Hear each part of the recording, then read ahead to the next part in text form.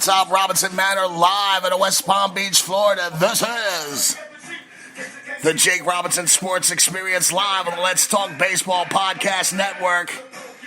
It's your boy, the human podcast machine, Jake the Snake. I got your hookup. Holler if you hear me.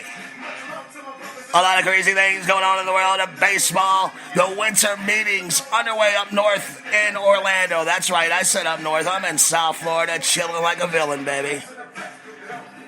Scream if you hear me. Holler if you hear me.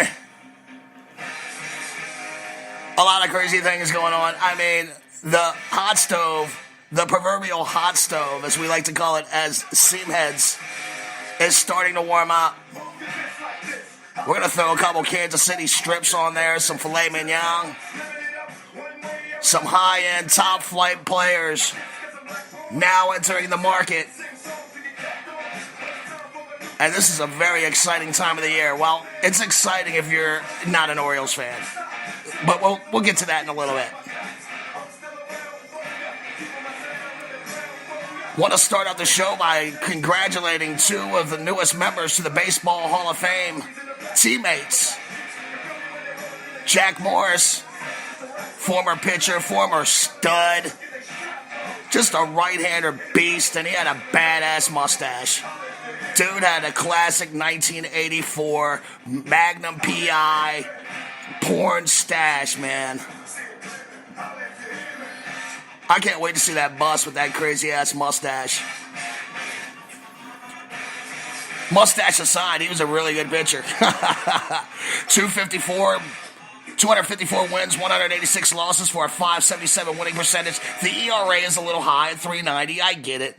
Some of these WAR experts and sabermetric guys, you know, dude, he had like a terrible jaws, man, and his WAR was like really bad. And you guys are just old, man, because like this is, shut up. Just shut your lips, dude. Flapping your dick lickers about something. You've never even seen this guy pitch in your life. I saw him. 5-time All-Star. 4-time world champion. And he was a hired gun for a couple of those years there. Was part of that 1984 Detroit Tigers team that started out 35-5, folks.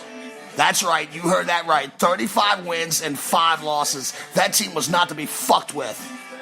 Period. And he was the ace. Then he goes to Minnesota. Has a classic Game 7 against John Smoltz. Probably one of the greatest World Series of my lifetime. I mean, that game was just unbelievable. What, did it go like 10 innings or something? And neither one of those guys was going to give in. At the end of the day, Jack Morris walked away with a world championship title and the MVP of the World Series. Like I said, he was a hired gun. He went from Minnesota to Toronto where they hired him. Come on in here, big fella. We'll just size you up with Dave Stewart here. We're going to win a couple World Series with you. And that's what they did. 4-time World Series champion, 5-time All-Star. While he gave up the most earned runs, most hits, and most home runs in the 80s, he also pitched the most innings and had the most wins in the decade. So that's got to count for something, all you sabermetric heads. Jack Morris is a fringe player, a fringe Hall of Famer, I would say. But he's a Hall of Famer nonetheless.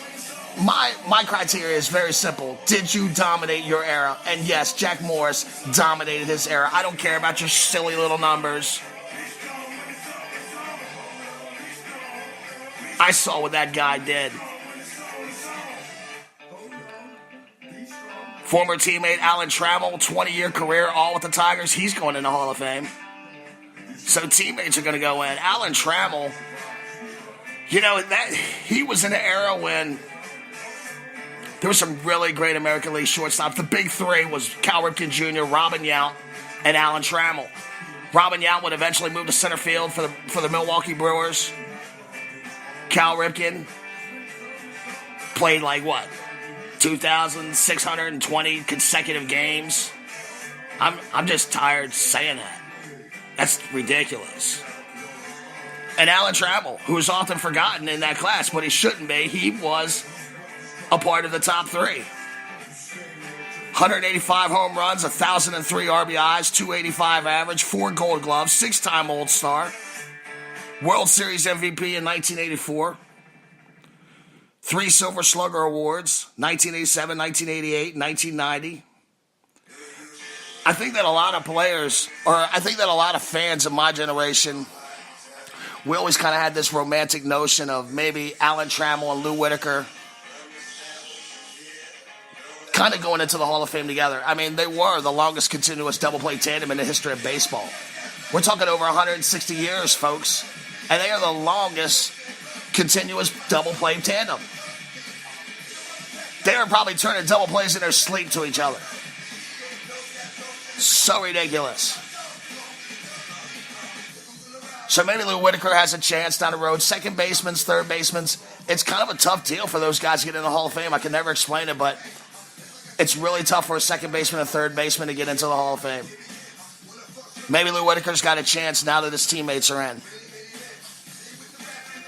We're going to get into a lot of the things that went on in the world of baseball. But as I dropped this promo earlier in the day, and it's now 3:39 in the morning, and I'm like going nuts. I'm sure the neighbors are like, what the hell is going on in that house? They're up to no good over there. So when I dropped the promo, I said to Let's Talking Baseball fan page, if you got any questions that you would like for me to answer on the air, I'll give you my honest opinion. It's my opinion. It may differ from yours, but it's mine. I stand by my opinions. And to my surprise, I actually got a couple questions. So let's go through the Jake the Snake mailbag here. See what we got. What is this? Let's see. Okay, what is this? Ben Muth, our resident Royals fan, asked me, if the Royals could keep one player in free agency, Homer, Moustakas, or Kane, which one would you keep? If I'm dating more, I'm going to try to keep Moose and hope to get some young talent back in Omaha. Now, look, I don't profess to know as much about the Royals as you do. I follow them. I think you have more of a grip on the pulse of that team, on the pulse of that community than I do. I'm only looking at it from an analytical, unbiased approach. I think we can both agree that Lorenzo Cain is out. I mean, that's a no-brainer. So Lorenzo Cain is not part of the equation here. In fact, I have a place where I think Lorenzo Cain should go, and we'll discuss that down the road. So then it comes down to basically comparing Moustakas and Hosmer to one another. And it's a little bit closer than you think. Well, it's a little closer than I think. You probably know how close it is. So as I sat down and I looked at him, Moustakas is very durable, 2-time All-Star. Other than 2016 where he played 27 games, he has consistently played over 135 games. 7 years in the league, 29 years old, 38 home runs last year. His previous high was 22 back in 2015. Finished the year with 38 bombs, 85 ribs, 272 average. Very, very consistent. Plays a hell of a third base, too. And I can see, looking at him, why he is a fan favorite in Kansas City. Without a shadow of a doubt. He looks like a fan favorite. Just the way he carries himself and the way he plays the game. So I sat there and I went through and I looked at Hosmer, 28 years old, a year younger. So that would say a 5-year hypothetical contract would end at 32. I got to be honest with you, Ben. I kind of like those ages, 28 to 32. I think those are good ages for a baseball player.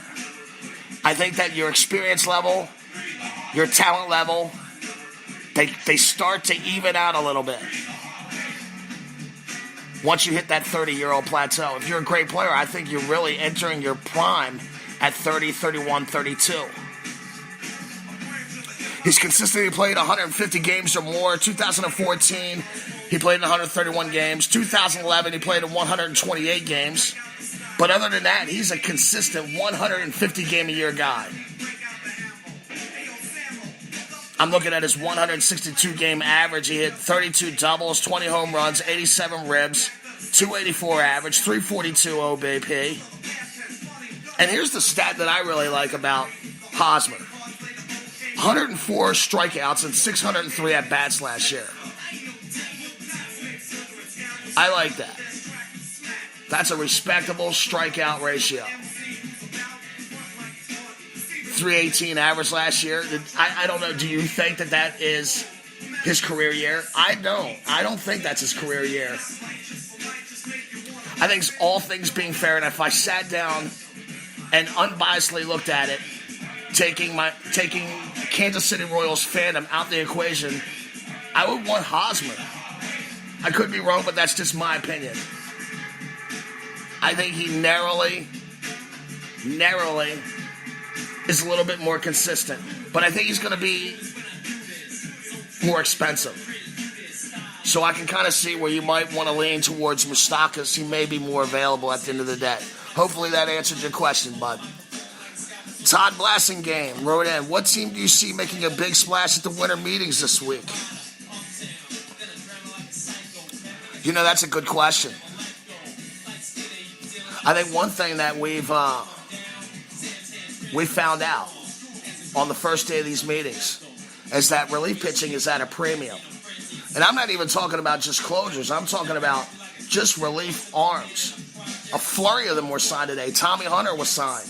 Brian Shaw. Brandon Morrow got signed by the Cubs a couple days ago. Nishak. So the relief pitchers are starting to go down. Now, when you ask me about a big splash, I'm not sure that any big players are going to move at these meetings. Most of the big players are owned by Scott Boras, and Scott Boras is a guy who prefers to do the slow roll, the slow play. He likes to get all the offers together and play each other against each other.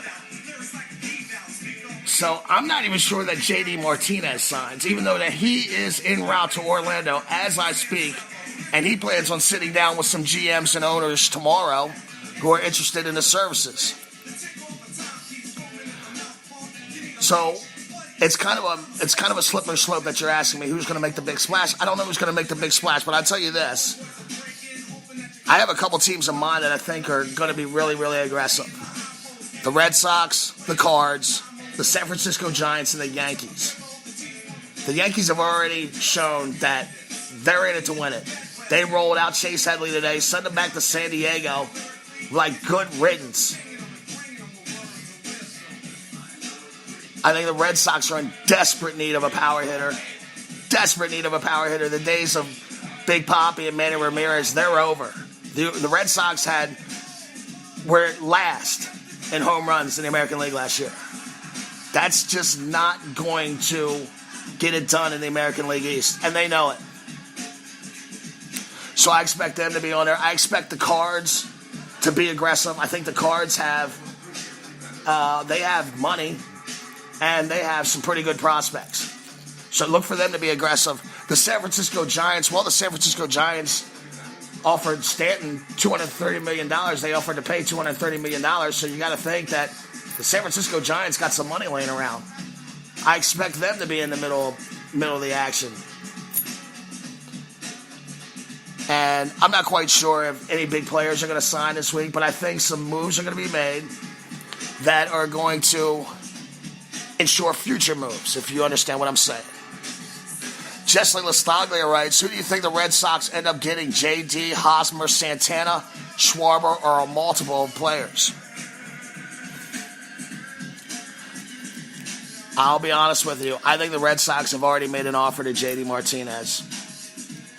I think JD Martinez is flying into Orlando specifically to talk to the Red Sox. Not saying he's going to sign right away, because, like I said, he is a Scott Boras player.